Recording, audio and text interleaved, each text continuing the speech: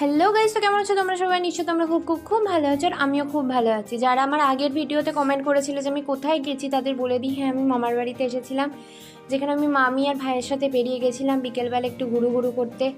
তারপর আমরা অনেকক্ষণ দাঁড়িয়েছিলাম কিন্তু টোটো পাচ্ছিলাম না। তারপর আমি ভাইকে বলছিলাম হাই কর, ও হাই করছিল না, বলছিল আমি চুমু খাবো, সেই জন্য আমার তোমাদের সবাইকে চুমু দিচ্ছিল। তারপর আমরা লাহিড়ি বাবাতে পৌঁছে গেলাম, কিন্তু আমরা যখন পৌঁছেছিলাম তখন 6:15 বেজে গেছিলো, অলমোস্ট বন্ধ হয়ে গেছিলো। তারপরে আমরা জোর জবরদস্তি করাতে আমাদের ঢুকতে দিয়েছিলো। এটা হলো মন্দিরটা, যার ভেতরে আমাদের ঢুকতে দেয়নি, কিন্তু আমরা বাইরে থেকে দেখে চলে এসেছিলাম। আর মন্দিরটা দুর্দান্ত দেখতে, দুর্দান্ত। আমি এখানে তোমাদের ওটাই দেখাচ্ছিলাম।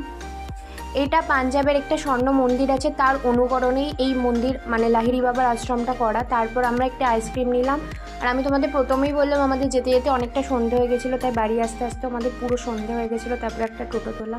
তো এটাই ছিল আজকে আমার মিনি ব্লগ। যদি ভালো লেগে থাকে তাহলে লাইক করো। Love you all guys.